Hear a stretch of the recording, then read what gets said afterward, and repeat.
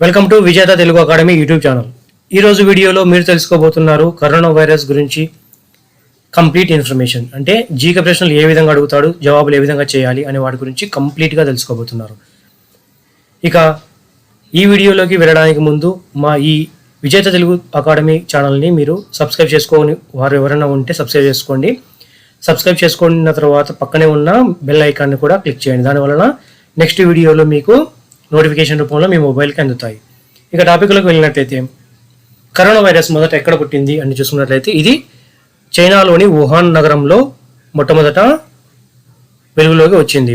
ఇది హుబాయ్ ప్రావిన్స్లో ఉందండి. హుబాయ్ ప్రావిన్స్ అంటే రాష్ట్ర భాగం. హుబాయ్ ప్రావిన్స్లో డిసెంబర్ 2019 వెలుగులోకి వచ్చింది. దీని నార్మల్ సింటమ్స్ చూసుకున్నట్లయితే కరోనా వైరస్ యొక్క నార్మల్ లక్షణాలు ఏ విధంగా ఉంటాయంటే మొదట జ్వరం వస్తుంది, తర్వాత ఆటోమేటిక్గా జ్వరంతో పాటుగా పొడి దగ్గు, శ్వాస తీసుకోవడంలో ఇబ్బందులు, కండరాల నొప్పులు కూడా వస్తాయి. వీటిలో ఎక్కువ పేషెంట్లకి జ్వరము మొట్టమొదటి సింటమ్స్గా కనబడుతుంది, తర్వాత పొడి దగ్గుగా ఉంటుంది. 80% పేషెంట్లో జ్వరము మరియు పొడి దగ్గు అనేది కామన్ సింటమ్స్గా ఎక్కువగా చూపిస్తుంది. తర్వాత శ్వాస తీసుకోవడంలో ఇబ్బందులు అనేది జరుగుతూ ఉన్నాయి. ఇక నెక్స్ట్ పాయింట్లోకి వెళ్ళినట్లయితే ఈ కరోనా వైరస్ ఆకారం చూసుకున్నట్లయితే స్పైక్ ఆకారంలో ఉంటుందండి. స్పైక్స్ అంటే కిరీటం చూసుకున్నట్లయితే మీరు ఇక్కడ ఇలా కరోనా వైరస్ స్పైక్స్ ఆకారంలో ఉంటుంది. సూర్యుని రూపంలో కూడా ఉన్నట్టు ఉంటుంది, కాకపోతే స్పైక్స్ లాగా ఉంటుందండి. స్పైక్స్ అంటే క్రౌన్స్ రూపంలో ఉంటుంది. దీనిని ఏ భాష నుంచి తీసుకోబడింది క్రౌన్, కిరీటం, ఆ స్పైక్స్ అనే పేరు చూసుకున్నట్లయితే లాటిన్ భాష నుంచి తీసుకోబడడం జరిగిందండి. లాటిన్ భాషలో క్రౌన్ అంటే కిరీటం అని అర్థం. సో దీనికి లాటిన్ భాష నుంచి కోవిడ్ అనే పేరు వచ్చిందండి. లాటిన్ భాష నుంచి కోవిడ్ అనే లేదా కరోనా, కోవిడ్ ఆర్ కరోనా అనే పేరు తీసుకున్నారండి. లాటిన్ భాష నుంచి కరోనా అనే పేరు తీసుకోవాల్సి వచ్చింది. ఇక మొదట ఈ కరోనా వైరస్కి వాహకాలుగా ఏది ఊహించారంటే గబ్బిలాలను వాహకాలుగా తీసుకున్నారండి. ఎందుకు వాహకాలుగా తీసుకోవాల్సి వచ్చిందంటే గబ్బిలాలలో ఉన్న వైరస్ స్ట్రక్చరు, ఈ కరోనా వైరస్లో ఉన్న వైరస్ స్ట్రక్చర్ రెండు సమానంగా ఒకే విధంగా ఉండడం వల్ల వీటిని రిజర్వాయర్గా తీసుకోవాల్సి వచ్చింది. కాకపోతే వీటికి ఎటువంటి సైంటిఫిక్ ప్రూఫ్ అనేది ఇంతవరకు కనుగొనలేకపోవడం వలన దీనిని సైంటిఫిక్గా వాహకాలు గబ్బిలాలే అని చెప్పి ఎవరు కన్ఫర్మ్ చేయలేకపోయారండి. నెక్స్ట్ పాయింట్ చూసుకున్నట్లయితే ప్రపంచ ఆరోగ్య సంస్థ 30 జనవరి 2020 నాడున ఇది పబ్లిక్ హెల్త్ ఎమర్జెన్సీగా అనౌన్స్ చేశారండి. పబ్లిక్ హెల్త్ ఎమర్జెన్సీ అంటే ఆరోగ్య అత్యవసర పరిస్థితిగా కోవిడ్-19ని డిక్లేర్ చేశారు. ఇక మీరు చూసుకున్నట్లయితే ప్రపంచ ఆరోగ్య సంస్థ గురించి ఇక్కడ వచ్చింది కాబట్టి కంప్లీట్ ఇన్ఫర్మేషన్ మనం తెలుసుకుందాం. ఇక్కడే కంప్లీట్ ఇన్ఫర్మేషన్ తెలుసుకున్నట్లయితే వీటి గురించి ఏ క్వశ్చన్ అడిగినా ఇక్కడ మీరు క్లారిఫై చేసుకోవచ్చు. World health Organization, WHO meaning వచ్చేసి వరల్డ్ హెల్త్ ఆర్గనైజేషన్. దీని ప్రధాన కార్యాలయము జెనీవాలో ఉంది, స్విట్జర్లాండ్లోని జెనీవాలో ఉంది. ఎప్పుడు స్థాపించారు ఈ వరల్డ్ హెల్త్ ఆర్గనైజేషన్ అంటే 7th ఏప్రిల్ 1948. ఇక ఇందులో నెక్స్ట్ వైరస్కి పేరు పెట్టే సంస్థ ఏంటి అని గమనించినట్లయితే అది వచ్చేసి ICTU అండి. ICTU అంటే international committee on taxonomy of viruses అనే సంస్థ. దీనికి ఏ వైరస్ అయినా పేరు పెడుతుంది. అంటే ప్రపంచంలో ఎక్కడ ఏ వైరస్ పుట్టినా సరే దానికి ఆ పేరు పెట్టే రైట్స్ వచ్చేసి ICTVకి మాత్రమే ఉన్నాయండి వైరసెస్ పైన. ఇంకా దీని ప్రధాన కార్యాలయం చూసుకున్నట్లయితే మొత్తము ఇన్ఫర్మేషన్ ఇక్కడ చూసినట్లయితే ప్రధాన కార్యాలయము లండన్లో ఉంది. దీనిని స్థాపించిన వాడు ఎవరు అంటే ఆండ్రే మైకెల్ లావోఫ్. ఎప్పుడు స్థాపించబడింది అంటే 1966లో స్థాపించబడింది. దీని యొక్క అధ్యక్షుడు వచ్చేసి ప్రజెంట్ ఇప్పుడున్న అధ్యక్షుడు వచ్చేసి ఆండ్రూ డావిసన్. అధ్యక్షుడు అంటే ఇంగ్లీష్లో ప్రెసిడెంట్ అండి, ఆండ్రూ డావిసన్ ఇతను. వైస్ ప్రెసిడెంట్ వచ్చేసి స్టార్ట్ సిద్దెల్ అండి, స్టార్ట్ సిద్దెల్ వచ్చేసి ఉపాధ్యక్షుడు. దీని యొక్క స్థాపించడానికి ముఖ్య ఉద్దేశం ఏంటంటే రెగ్యులేషన్ చేయడం అండి. వైరస్ అన్నింటినీ రెగ్యులేట్ చేయడానికి ఒక అథారిటీగా దీన్ని నియమించారు. వరల్డ్ వైడ్గా అథారిటీ ఇది. దీని మాతృ సంస్థ, మ్యాక్సిమం అడిగే క్వశ్చన్లలో మాతృ సంస్థ ఒకటండి. దేని యొక్క పేరెంట్ ఆర్గనైజేషన్ అంటారు దీని ఇంగ్లీష్లో. మాతృ సంస్థ ఏంటంటే international union of microbiological societies అండి, మాతృ సంస్థ అని పిలుస్తారు దీన్ని. ఇక్కడ మీరు చూసినట్లయితే వైరస్కు పేరు పెట్టే సంస్థ ఏంటంటే ICTV, international committee on taxonomy of viruses. దాని ప్రధాన కార్యాలయం లండన్లో ఉంది. వ్యవస్థాపకుడు వచ్చేసి ఆండ్రే మైకెల్ లావోఫ్. ఎప్పుడు స్థాపించారంటే 1966లో. ఇప్పుడు ప్రజెంట్ అధ్యక్షుడు వచ్చేసి ఆండ్రూ డావిసన్, వైస్ ప్రెసిడెంట్ వచ్చేసి స్టార్ట్ సిద్దెల్. ఓకే, ఇక నెక్స్ట్ పాయింట్కి వెళ్ళినట్లయితే వైరస్కి పేరు ఏ తేదీన పెట్టారు? కోవిడ్ అనే వైరస్, ఈ వైరస్ ఉంది కదండి ఇప్పుడు ప్రజెంట్ కోవిడ్ లేదా కరోనా వైరస్ అని, ఈ వైరస్కి పేరు ఎప్పుడు పెట్టారు అంటే ఫిబ్రవరి 11th 2020 పేరు పెట్టారండి. వైరస్కి పెట్టిన పూర్తి పేరు ఏంటి అని చూసుకున్నట్లయితే మనము పూర్తి పేరు వచ్చేసి సార్స్ కోవిడ్-19 అండి. సార్స్ కోవిడ్-19 అబ్రివేషన్ చూసినట్లయితే severe acute respiratory syndrome. SARC అంటే సివియర్ అక్యూట్ రెస్పిరేటరీ సిండ్రోమ్. ఇక ఆటోమేటిక్గా మీరు కోవిడ్-19 చూసినట్లయితే కరోనా వైరస్ 2019.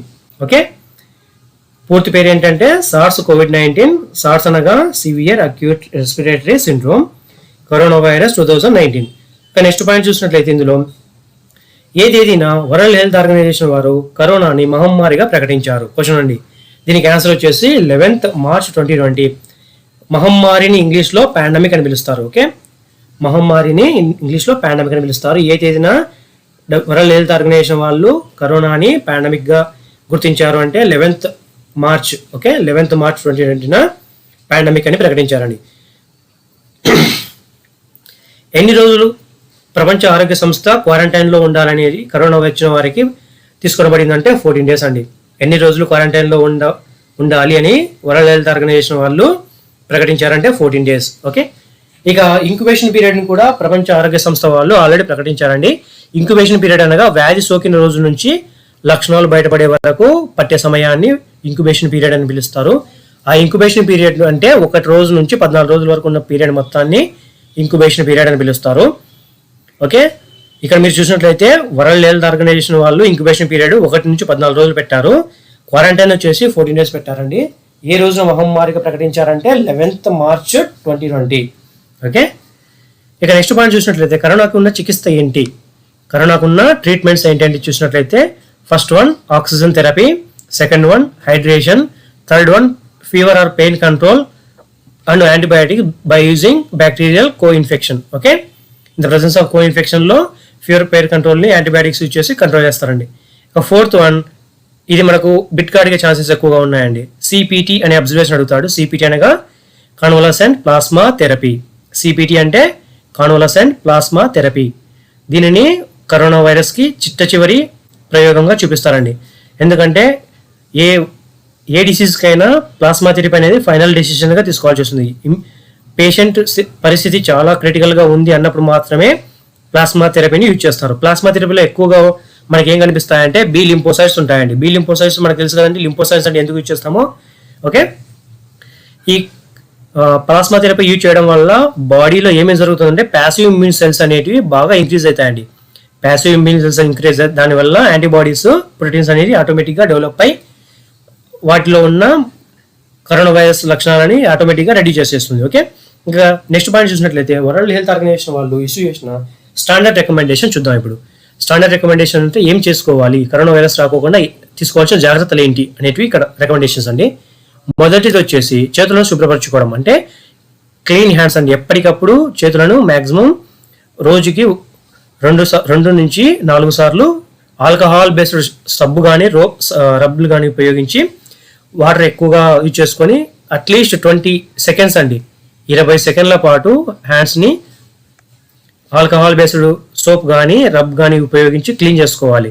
తీసుకున్న సెకండ్ పాయింట్ వచ్చేసి మెడికల్ మాస్క్ని కంపల్సరీగా, మెడికల్ మాస్క్ అండి, నార్మల్ మాస్క్లో కాకుండా మెడికల్ మాస్క్, ప్రొటెక్షన్ మాస్క్ ఉంటాయి. ఆ మాస్క్ని ప్రొటెక్ట్ చేసుకొని ఆ మాస్క్ని వేర్ చేయాల్సి ఉంటుంది, అంటే ముక్కుకు తగిలించుకోవాల్సి ఉంటుంది. ముక్కుకు నోటిని కంప్లీట్గా కవర్ అయ్యే విధంగా మెడికల్ మాస్క్ను ఉపయోగించాలి. మూడోది దగ్గు కానీ కాఫ్ కానీ స్నీజింగ్ కానీ వచ్చినప్పుడు మీ ఎల్బో అంటే మోచేతిని ఉపయోగించి వాటిని ఆపాలండి, బయటికి రాకోకుండా.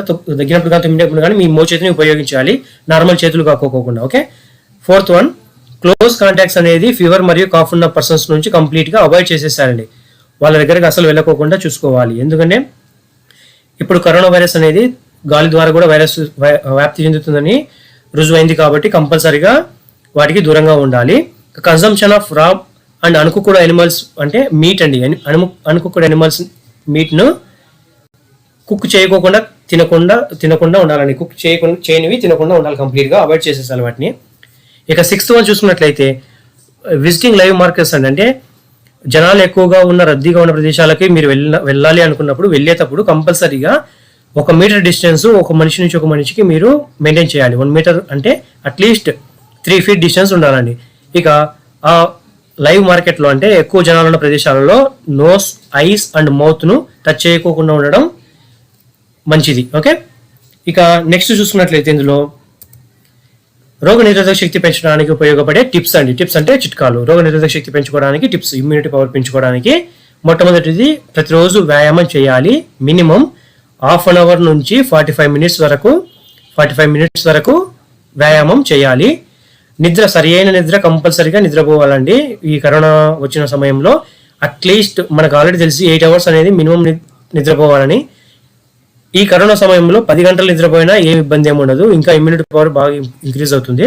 ఇక ఒత్తిడిని కంప్లీట్గా తగ్గించుకోవాలండి, రెడ్యూస్ చేసేసాలి. ఎంత ఒత్తిడి ఉంటే అంత ఒత్తిడిని మ్యాక్సిమం తగ్గించేసుకోవాలి. ఎటువంటి బర్డెన్ అనేది పెట్టుకోకుండా ఉండాలి. ఇక ఇన్ఫ్లమేషన్ ఫుడ్స్ అండి, అంటే ఇవి రోగ నిరోధక శక్తిని తగ్గించేయడమే కాకోకుండా వాటికి ఏవైతే ఇన్ఫెక్షన్స్ అయితే ఉన్నాయో వాటిని ఇంకా పెంచడానికి ఉపయోగపడే పదార్థాలు అండి. అవేంటంటే షుగర్ అంటే చక్కెర, మాంసము, వెజిటేబుల్ ఆయిల్, ఆల్కహాల్ డ్రింక్స్, ఇవన్నీ బాడీలో ఉన్న ఇమ్యూనిటీ పవర్ని కంప్లీట్గా తగ్గించి బ్యాక్టీరియాకి శక్తిగా మారుతుందండి. వాటిలో ఉన్న వాటికి వైరస్లకి శక్తిగా మారుతుంది. కాబట్టి వాటిని కంప్లీట్గా అవాయిడ్ చేసేసాలి. దానికి తోడుగా citrus fruits, garlic, broccoli and spinach, వీటిని మ్యాక్సిమం ఎక్కువ తీసుకోవడానికి ట్రై చేయాలండి. సిట్రస్ జాతి పండ్లు అంటే నిమ్మ, బత్తాయి వాటి పండ్లండి. గార్లిక్ అంటే ఆల్రెడీ తెలిసినది మనకి, అల్లం, ఇవన్నీ మ్యాక్సిమంగా ఇమ్యూనిటీ పవర్ని ఇంక్రీజ్ చేసే విటమిన్స్ అండి. ఈ విటమిన్స్ను ఎక్కువగా తీసుకోవడానికి ట్రై చేయాలండి. ఓకే, ఇక నెక్స్ట్ చూసినట్లయితే ఇండియాలో కరోనా వైరస్ ఏ విధంగా స్ప్రెడ్ అవుతుంది ఇప్పుడు చూద్దాం. ఇండియాలో కరోనా వైరస్ ఏ విధంగా స్ప్రెడ్ అవుతుంది, వాటి బేస్ మీద క్వశ్చన్స్ ఏ విధంగా రైజ్ అవుతాయి చూసుకున్నట్లయితే, మొట్టమొదటి కరోనా కేసు ఇండియాలో ఎక్కడ గుర్తించబడింది అన్నది క్వశ్చన్ అండి. మొట్టమొదటి కరోనా కేసు ఇండియాలో ఎక్కడ గుర్తించబడింది? అది కేరళలోని త్రిశూర్ జిల్లాలో మొట్టమొదటి కేసు నమోదైంది. అది 30 జనవరి 2020 నమోదైంది. అతను చైనా నుంచి వచ్చిన ఒక విద్యార్థి అండి. రిటర్న్ వచ్చిన ఒక విద్యార్థికి కరోనా పాజిటివ్ కేసు మొట్టమొదటిగా మన ఇండియాలో నమోదైంది. ఎప్పుడంటే 30th జనవరి. ఇక ప్రపంచం మొత్తం మీద కరోనా కేసులు ఎక్కువగా నమోదయ్యే వాటిలో ఇండియా స్థానం ఎన్నోది అంటే 3వదండి. 3వ హైయెస్ట్ స్థానము ఇండియాది. ప్రపంచం మొత్తం మీద కరోనా కేసులు నమోదవుతున్న స్థానంలో ఇండియాది 3వ స్థానము. మొదటి స్థానము అమెరికా, 2వ స్థానం రష్యా అండి.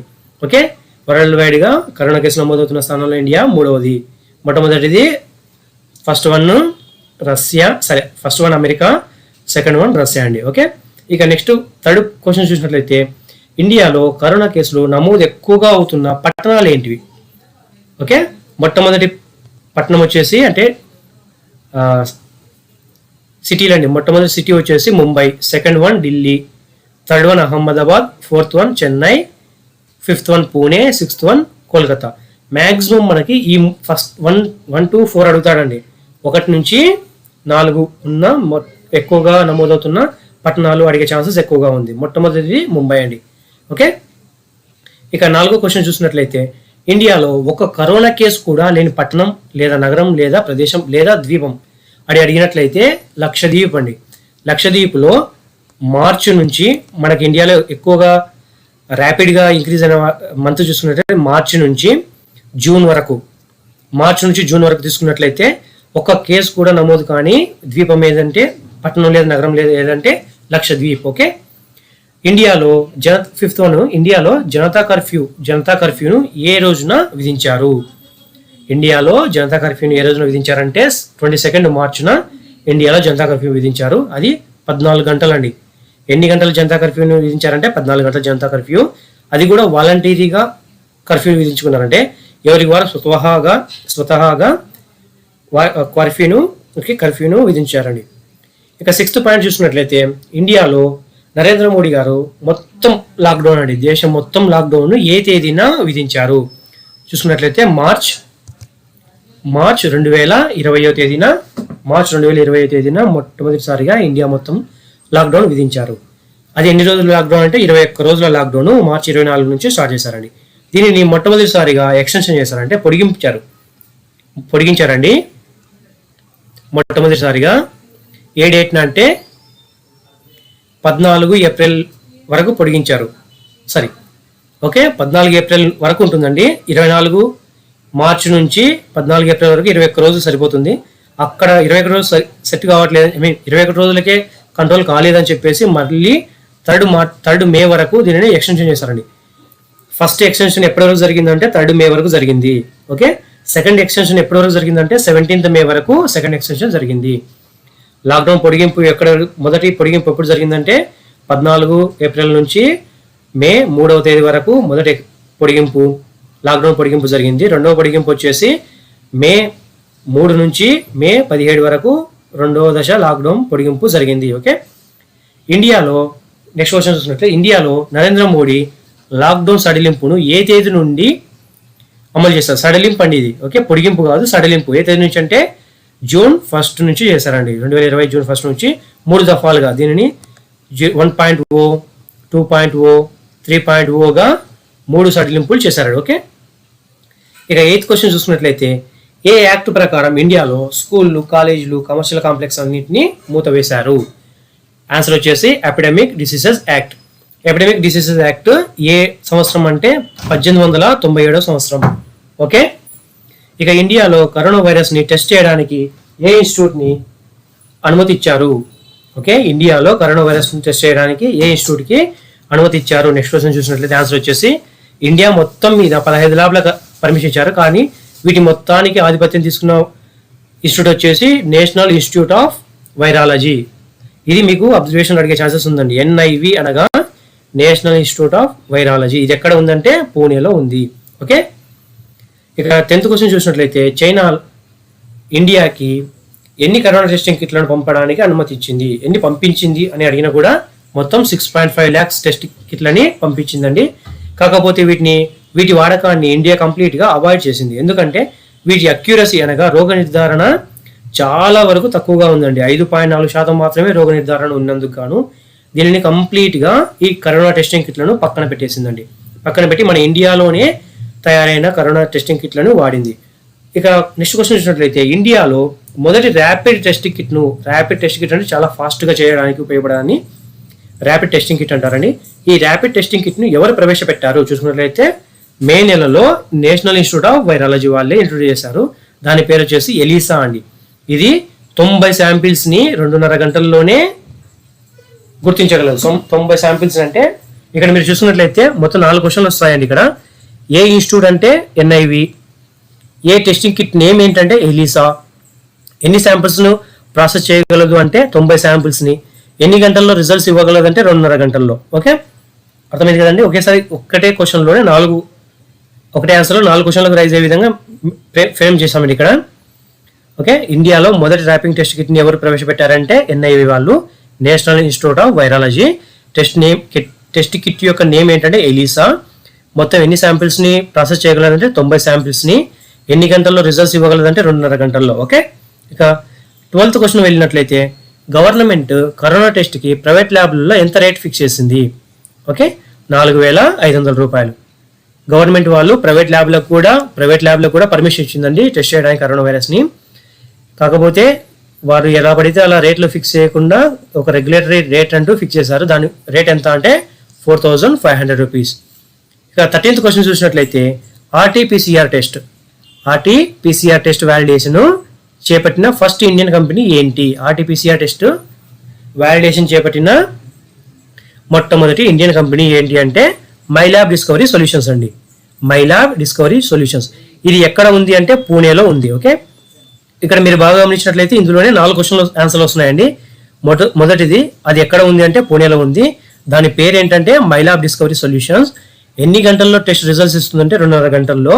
దాని యొక్క ప్రైస్ అమౌంట్ ఎంత అంటే 1,200 రూపాయలు. ఓకే,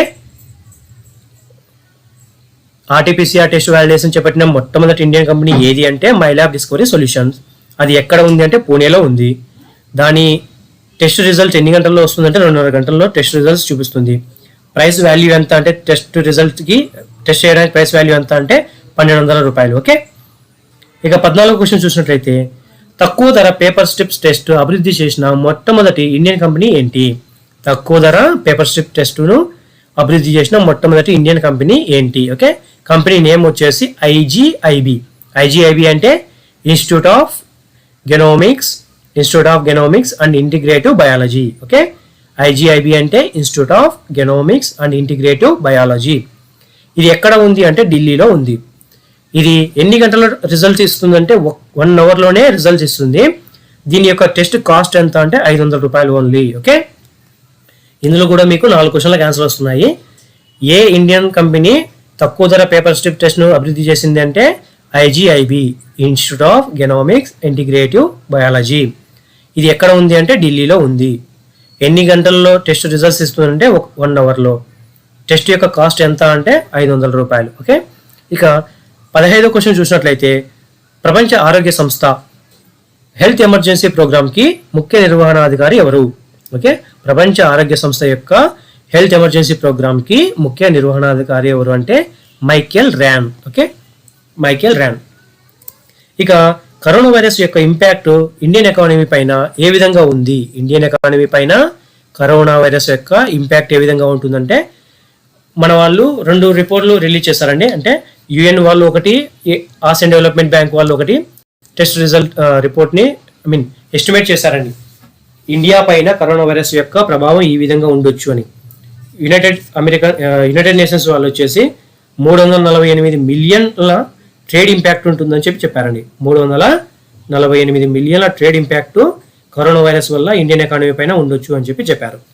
అదేవిధంగా ఆసియన్ డెవలప్మెంట్ బ్యాంక్, ఏడీబీ అంటే ఆసియన్ డెవలప్మెంట్ బ్యాంక్ వాళ్ళు $29.9 బిలియన్ యొక్క ఇంపాక్ట్ ఇండియన్ ఎకానమీ పైన ఉంటుంది అని చెప్పారు. ఇక మీరు ఇక్కడ చూసుకున్నట్లయితే ఆసియన్ డెవలప్మెంట్ బ్యాంక్ పైన కొన్ని క్వశ్చన్స్ రైజ్ అయ్యే ఛాన్సెస్ ఉన్నాయి. అవి ఇక్కడ చూద్దాం మనము. ఇది ఆసియన్ డెవలప్మెంట్ బ్యాంక్ ఎప్పుడు ఎస్టాబ్లిష్ అయిందంటే 19 డిసెంబర్ 1996లో ఎస్టాబ్లిష్ అయిందంటే స్థాపించబడింది.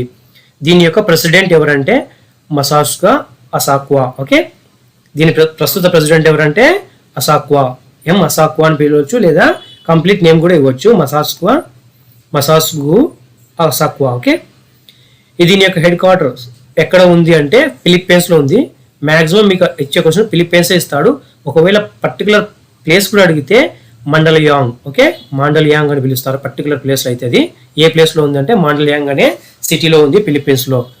ఇక మెంబర్ కంట్రీస్ ఎన్ని ఉన్నాయంటే 68 మెంబర్ కంట్రీస్ ఉన్నాయండి ఇప్పటివరకు ఆసియన్ డెవలప్మెంట్ బ్యాంక్లో.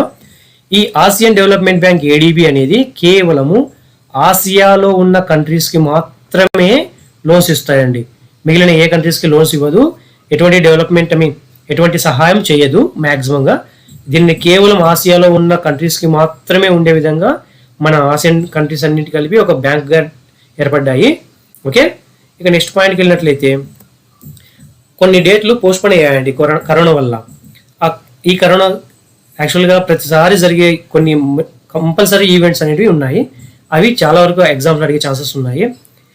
ఇవి అన్నీ క్యాన్సిల్ అయిపోయాయి కరోనా వైరస్ వల్ల. పోస్ట్పోన్ అయిన డేట్స్ ఇప్పుడు ఒకసారి చూద్దాం మనము. ఏ డేట్స్ ఇంపార్టెంట్ డేట్స్ అన్ని పోస్ట్పోన్ అయిపోయాయి అనేది. లాక్డౌన్ వల్ల ఇస్రో వాళ్ళ జీశాట్ మిషన్ అండి, జిఎస్ఎల్వి నుంచి అన్బోర్డ్ చేయాల్సిన జీశాట్ మిషన్ పోస్ట్పోన్ అయిపోయింది. ఇక పద్మ అవార్డ్స్ అండి. పద్మ అవార్డ్స్ అంటే ఆల్రెడీ తెలిసింది కదా మీకు, పద్మశ్రీ, పద్మవిభూషణ్, పద్మభూషణ్. ఈ 3 అవార్డులను ప్రతి సంవత్సరం ఏప్రిల్ 3వ తేదీన అనౌన్స్ చేస్తారండి. కాకపోతే ఈసారి ఆ అనౌన్స్ ఫంక్షన్ అనేది కంప్లీట్గా క్యాన్సిల్ అయిపోయింది. ఇక బార్డర్ సెక్యూరిటీ ఫోర్స్ వాళ్ళు వాగా అటారీ బార్డర్ దగ్గర సెరమనీ చేయాలనుకున్నారు, అది కూడా క్యాన్సిల్ అయిపోయింది.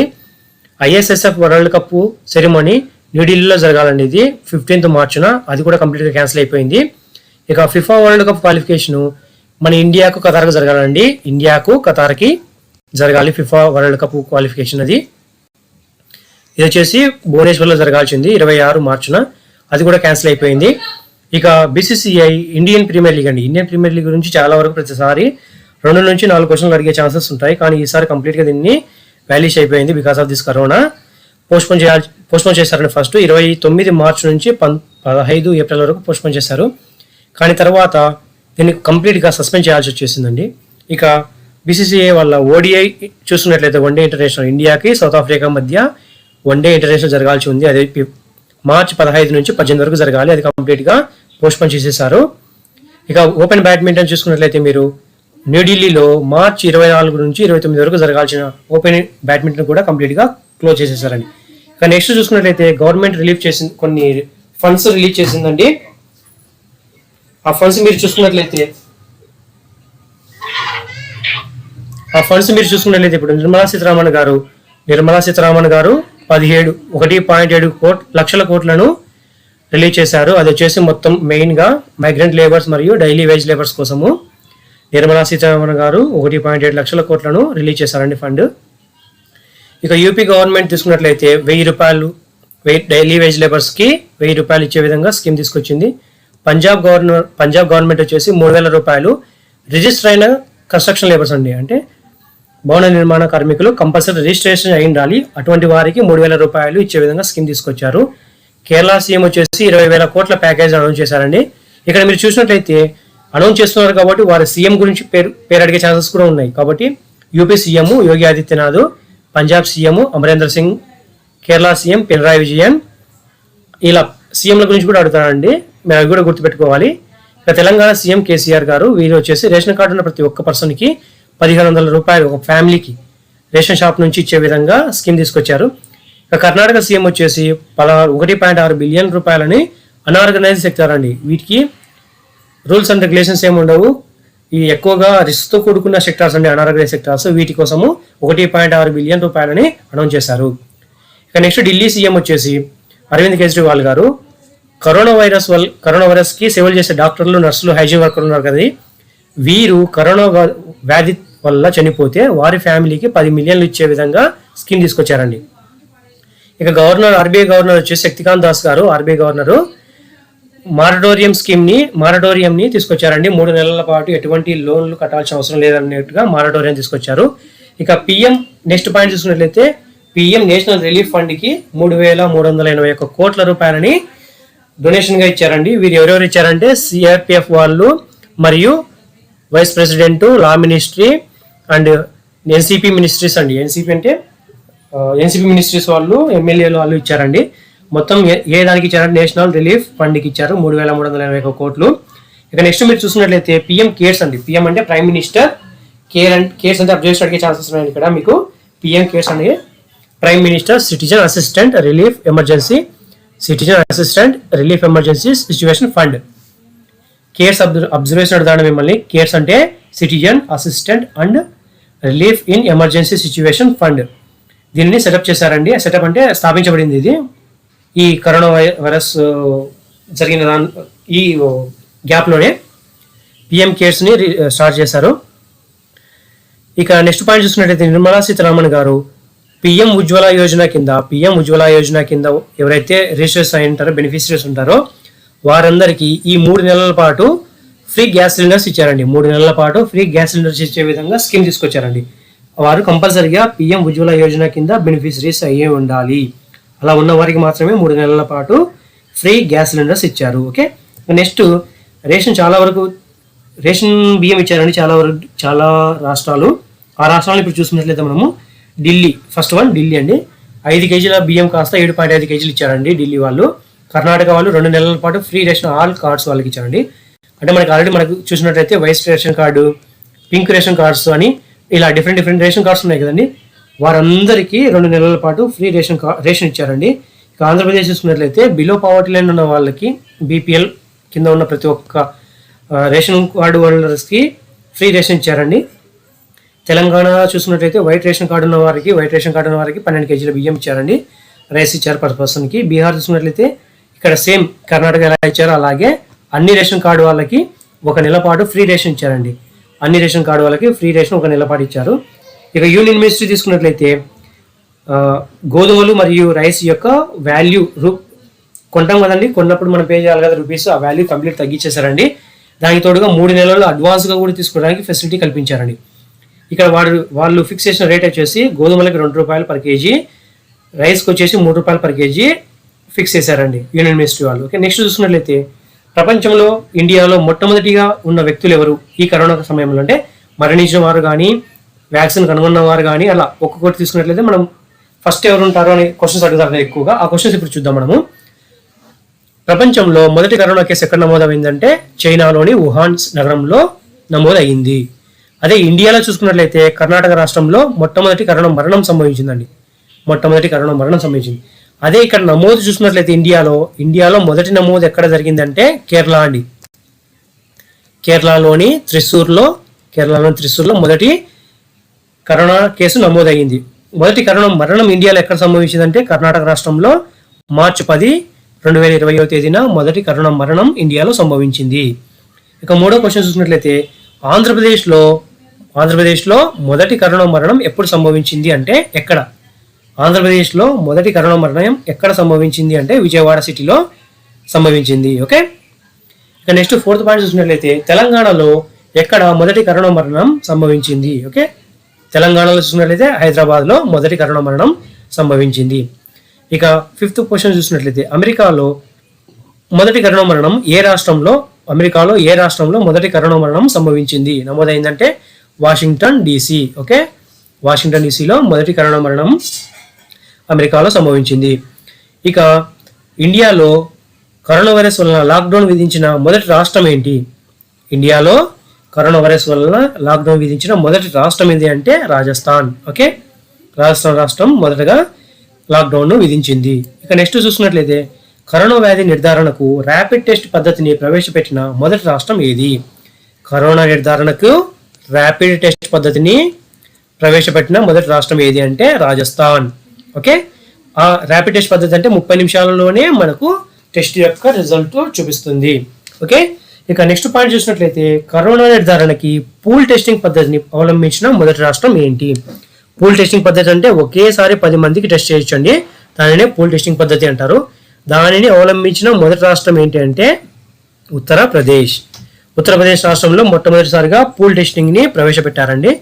ఇక వరల్డ్ హెల్త్ ఆర్గనైజేషన్ వాళ్ళు కరోనా గురించి అవగాహన కల్పించడానికి ప్రచారకర్తలను నియమించారండి. ఆ ప్రచారకర్త ఎవరు అని అడిగినట్లయితే Priyanka Chopra. World health organization వాళ్ళు కరోనా వైరస్ గురించి అవగాహన కల్పించడానికి ప్రచారకర్తలను నియమించారు. వారు ఎవరు అంటే ప్రియాంక చోప్రా. ఇక నెక్స్ట్ క్వశ్చన్ చూసినట్లయితే స్వదేశీయులను ఇండియాకు తీసుకురావడానికి చేపట్టిన ఆపరేషన్ పేరు ఏంటంటే వందే భారత్ మిషన్. విదేశాలలో చిక్కుకునిపోయిన స్వదేశీయులను ఇండియాకు తీసుకురావడానికి చేపట్టిన ఆపరేషన్ పేరు ఏంటంటే వందే భారత్ మిషన్. అదే ఇండియన్ ఆర్మీని చూసుకున్నట్లయితే ఇండియన్ ఆర్మీ కూడా ఈ COVID-19 army, navy and air force కూడా ఈ కరోనా కాలంలో కొన్ని ఆపరేషన్లు చేపట్టిందండి. ఆ ఆపరేషన్లు చూసుకున్నట్లయితే ఇండియన్ ఆర్మీ చేపట్టిన ఆపరేషన్ పేరు ఏంటంటే ఆపరేషన్ నమస్తే. నేవీ చేపట్టిన ఆపరేషన్ పేరు ఏంటంటే ఆపరేషన్ మైత్రి. వాయుసేన వాళ్ళు చేపట్టిన ఆపరేషన్ పేరు ఏంటంటే ఆపరేషన్ సంజీవని. ఇక్కడ మీరు గమనించినట్లయితే వాయుసేన వారు ఆపరేషన్ ఎవరి కోసం అంటే మాల్దీవ్స్ కోసం చేపట్టారండి. ఈ మాల్దీవ్స్ కూడా ఎసెన్షియల్ మెడిసిన్ అంటే వ్యాక్సిన్స్ కానీ ఇంపార్టెంట్ మెడిసిన్స్ సప్లై చేయడానికి కోసము ఆపరేషన్ సంజీవని అనే ఆపరేషన్ని వాయుసేన వాళ్ళు చేపట్టారు. ఈ మూడు చాలా ఇంపార్టెంట్, బాగా గుర్తుపెట్టుకోండి. మీరు కాస్త కన్ఫ్యూజ్ అయ్యే ఛాన్సెస్ ఉన్నాయి. విదేశాల నుంచి ఇండియాకు స్వదేశీయులను తీసుకురావడానికి చేపట్టిన operation పేరంటే Vande Bharat machine. Indian army చేపట్టిన ఆపరేషన్ పేరేంటంటే ఆపరేషన్ నమస్తే. నేవీ వాళ్ళు చేపట్టిన ఆపరేషన్ పేరేంటంటే ఆపరేషన్ మైత్రి. ఎయిర్ ఫోర్స్ వాళ్ళు చేపట్టిన ఆపరేషన్ ఏంటంటే ఆపరేషన్ సంజీవని. ఓకే, ఇక నెక్స్ట్ క్వశ్చన్ చూసినట్లయితే సిటీ మొత్తము శుభ్రపరచడానికి డ్రోన్ల సహాయం తీసుకున్న మొదటి రాష్ట్రం ఏంటి? బాగా గమనించండి, ఇక్కడ డ్రోన్ల సహాయం తీసుకున్న మొదటి రాష్ట్రం ఏంటి అంటే సిటీ మొత్తం. ఏ సిటీ అంటే అది ఇండోర్ సిటీ అండి. ఇండోర్ సిటీ మొత్తము క్లీన్ చేయడానికి డ్రోన్ల సహాయం తీసుకున్నారు. అది ఇండోర్ సిటీ ఎక్కడ ఉంది అంటే మధ్యప్రదేశ్లో. ఓకే, మధ్యప్రదేశ్లోని ఇండోర్ సిటీలో డ్రోన్ల సహాయం తీసుకొని కంప్లీట్గా శుభ్రపరచడానికి ఉపయోగించారండి. సిటీ మొత్తాన్ని శుభ్రపరచడానికి డ్రోన్ల సహాయం తీసుకున్న మొదటి రాష్ట్రం ఏంటంటే ఇండోర్ నగరం. ఓకే, నెక్స్ట్ క్వశ్చన్ చూసినట్లయితే మొదటి 1000 పడకల ఆసుపత్రి ఎక్కడ ఏర్పాటు చేశారు? ఇండియాలో మొదటి 1000 పడకల ఆసుపత్రి ఎక్కడ ఏర్పాటు చేశారు అంటే ఒడిస్సా. అదే కోవిడ్-19ని వ్యాక్సిన్ కనుగొన్న మొదటి దేశం ఏంటి అంటే కరోనా వైరస్కి వ్యాక్సిన్ కనుగొన్న మొదటి దేశం అంటే రష్యా. ఆ వ్యాక్సిన్ పేరు ఏంటంటే స్పుత్నిక్ వి. వ్యాక్సిన్ పేరు స్పుత్నిక్ వి. ఇక్కడ మీరు గమనించినట్లయితే మొదటి 1000 పడకల ఆసుపత్రి ఇండియాలో అయితే ఒడిస్సా అండి. అదే వరల్డ్లో అయితే 1000 పడకల ఆసుపత్రి కల్పించిన వరల్డ్లో అయితే చైనా అండి. ఓకే, చైనా వాళ్ళు మొదటి 1000 పడకల ఆసుపత్రిని నిర్మించారు. వరల్డ్ వైడ్గా అయితే చైనా, ఇండియాలో అయితే ఒడిస్సా రాష్ట్రం అండి. కోవిడ్-19 కోసం ఇండియాలో ప్రారంభించిన మొదటి మొబైల్ అప్లికేషన్ ఏంటి అంటే ఆరోగ్య సేతు. కోవిడ్-19 కోసము ఏ మొబైల్ అప్లికేషన్ను ఇండియాలో ప్రారంభించారంటే ఆరోగ్య సేతు. ఓకే, ఇక కోవిడ్-19 కోసం ఏర్పాటు చేసిన అత్యవసర నిధి ఎంత అంటే కోవిడ్-19 కోసం ఇండియాలో ఏర్పాటు చేసిన అత్యవసర నిధి ఎంత అంటే 15,000 కోట్ల రూపాయల నిధి. ఓకే, సార్క్ కూటమి గురించి ఇప్పుడు చూద్దామండి ఒకసారి. మనకు ఆర్థిక సహాయము రెండు చోట్ల నుంచి అందిందండి ఈ కరోనా సమయంలో. మొదటిది సార్క్ కూటమి నుంచి వచ్చిందండి. సార్క్ కూటమి ఎక్కడ ఉందంటే నేపాల్లో ఉందండి. సార్క్ కూటమి నుంచి మనకు ఆర్థిక సహాయం అందింది. మొదటిగా ఎంత అమౌంట్ అంటే $10 బిలియన్. సార్క్ కూటమి నుంచి భారత్ అందిన ఆర్థిక సహాయం ఎంత అంటే $10 మిలియన్. అదేవిధంగా వరల్డ్ బ్యాంక్ వాళ్ళు కూడా మనకు ఆర్థిక సహాయం అందించారండి. ఆ ఆర్థిక సహాయం ఎంత అంటే వరల్డ్ బ్యాంక్ వాళ్ళు అందించినది $1 బిలియన్. వరల్డ్ బ్యాంక్ నుంచి భారత్కు అందిన ఆర్థిక సహాయం ఎంత అంటే $1 బిలియన్. సార్క్ కూటమి నుంచి భారత్కు అందిన ఆర్థిక సహాయం ఎంత అంటే $10 మిలియన్. ఓకే, నెక్స్ట్ క్వశ్చన్ చూసినట్లయితే ఇండియాలో యాక్టివ్ కేస్ ఫైండింగ్ క్యాంపెయిన్ చేసిన మొదటి రాష్ట్రం ఏంటి? యాక్టివ్ కేసులు ఎన్ని ఉన్నాయి అని ఆ రాష్ట్రంలో చెక్ చేయడం కోసము యాక్టివ్ కేసు ఫైండింగ్ క్యాంపెయిన్ చేసిన మొదటి రాష్ట్రం ఏది అంటే Himachal Pradesh. Okay, active case finding campaign చేసిన మొదటి రాష్ట్రం ఏంటంటే హిమాచల్ ప్రదేశ్. ఇక నెక్స్ట్ క్వశ్చన్ చూసినట్లయితే ఏ రాష్ట్రంలో మొబైల్ హ్యాండ్ క్యాష్ సౌకర్యం కల్పించారండి? మొబైల్ హ్యాండ్ క్యాష్ సౌకర్యం కల్పించింది అంటే ఆంధ్రప్రదేశ్ రాష్ట్రంలో మొబైల్ హ్యాండ్ క్యాష్ సౌకర్యం ఏర్పాటు చేశారు. ఇక కరోనా నిర్ధారణకి పూల్ టెస్టింగ్ పద్ధతిని అవలంబించిన మొదటి రాష్ట్రం ఇది ఆల్రెడీ చూసామండి, ఉత్తరప్రదేశ్. పూల్ టెస్టింగ్ అంటే ఒకేసారి 10 మందికి టెస్ట్ చేయడాన్ని పూల్ టెస్టింగ్ అని పిలుస్తాము. ఇది ఇక్కడ రిపీట్ అయిందండి. ఇక నెక్స్ట్ క్వశ్చన్ చూసినట్లయితే ఇండియాలోని ఏ రాష్ట్రంలోని గ్రామం పేరు కరోనా పేరుతో పోల్చబడింది? చూసినట్లయితే ఉత్తరప్రదేశ్ రాష్ట్రంలోని సీతాపూర్ జిల్లాలో కరోనా అనే గ్రామం ఉందండి. ఆ కరోనా గ్రామము ఈ కరోనా వైరస్ పేరుతో మ్యాచ్ అయినందుకు గాను ఈ పేరు కాస్త వైరల్ అయిందండి. ఇది కూడా మీకు క్వశ్చన్ అడిగే ఛాన్సెస్ ఉంది. ఇండియాలోని ఏ రాష్ట్రంలో అంటే ఉత్తరప్రదేశ్ రాష్ట్రంలో ఏ గ్రామం అంటే కరౌనా గ్రామం. పేరు కరౌనా అండి. ఇంగ్లీష్లో చూసినట్లయితే KARAUNA కరౌనా. ఓకే, పేరు కరౌనా అండి. ఓకే, ఇది సీతాపూర్ జిల్లాలో ఉంది ఉత్తరప్రదేశ్లో. ఓకే, నెక్స్ట్ క్వశ్చన్ చూసినట్లయితే ఓకే అబ్రివేషన్ బేస్డ్ క్వశ్చన్స్ ఒకసారి చూసుకున్నట్లయితే ఇవన్నీ మీకు రివైజ్ లాగా చేస్తున్నాను. ఒకసారి కంపల్సరీగా ఎగ్జామ్స్లో అడిగే ఛాన్సెస్ ఎక్కువగా ఉన్నాయి ఇవన్నీ, అందుకే మీకు ఒకసారి మళ్ళీ రివైజ్ చేస్తున్నాను. సార్స్ అండి. సార్స్ అంటే severe acute respiratory syndrome. SARS అంటే severe acute respiratory syndrome. Next MERS అండి. MERS అంటే middle east respiratory syndrome.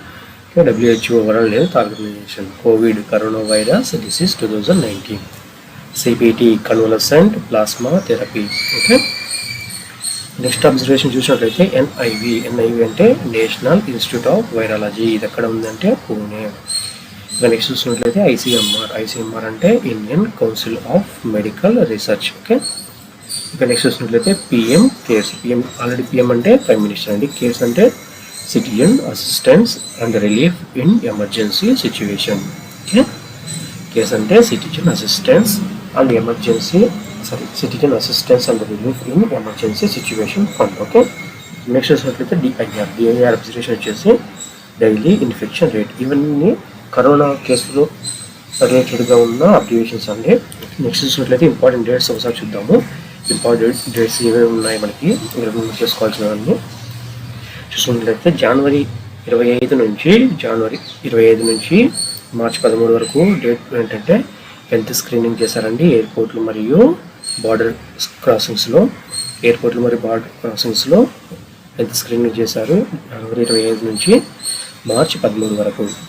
Next చూసినట్లయితే క్వారంటైన్ పాలసీస్ని ఎప్పుడు ఇంట్రడ్యూస్ చేశారంటే ఫిబ్రవరి 26 నుంచి మార్చి 20 వరకు. ఓకే, ఫిబ్రవరి 26 నుంచి మార్చి 20 వరకు క్వారంటైన్ పాలసీస్ని ఇంట్రడ్యూస్ చేశారు. అదే చూసుకున్నట్లయితే వీసా రెస్ట్రిక్షన్స్ ఎప్పుడు మనకు ఇంట్రడ్యూస్ చేశారు ఈ క్వారంటైన్ డేస్లో అంటే ఫిబ్రవరి 26 నుంచి మార్చి 13 వరకు. ఓకే, ఫిబ్రవరి 26 నుంచి మార్చి 13 వరకు వీసా రెస్ట్రిక్షన్స్ అన్ని చేశారండి.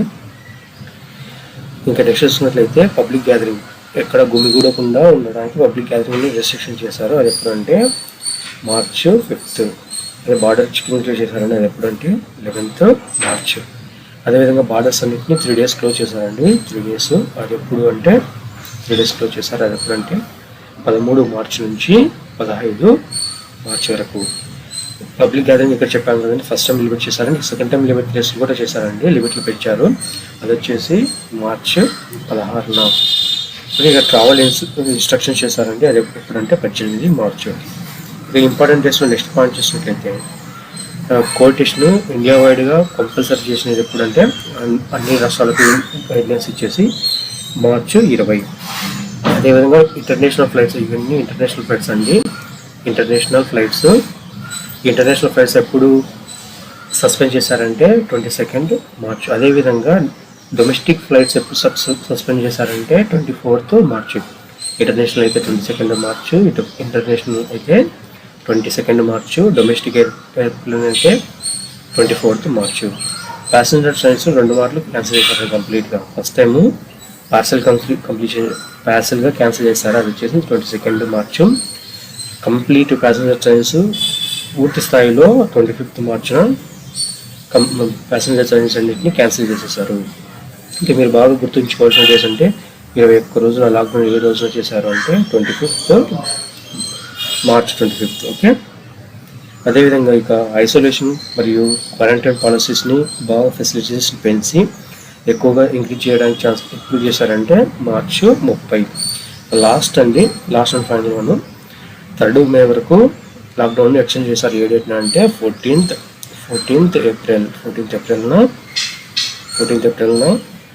ఏప్రిల్న లాక్డౌన్ ఎక్స్టెన్షన్ చేశారు. ఎంతవరకు అంటే మే 3rd వరకు. ఓకే, చూసారు కదండి ఇంతవరకు. ఈ వీడియో కంప్లీట్గా చూసారు కదా ఫస్ట్ నుంచి. మీకు ఈ వీడియో నచ్చినట్లయితే లైక్ చేయండి, షేర్ చేయండి, కామెంట్ మీ ఒపీనియన్ ఈ వీడియో గురించి కింద కామెంట్ రూపంలో కామెంట్ చేయండి. ఇంతవరకు ఎవరైనా మీ వాళ్ళు మా ఈ విజేత తెలుగు అకాడమీని సబ్స్క్రైబ్ చేసుకోకపోతే సబ్స్క్రైబ్ చేసుకోండి. ఇంతవరకు మీరు కరోనా గురించి దాదాపుగా 100 నుంచి 150 బిట్లు ఇక్కడ నేను కవర్ చేశానండి. 100 నుంచి 150 బిట్లు కావాలంటే మనం చెక్ చేసుకోండి.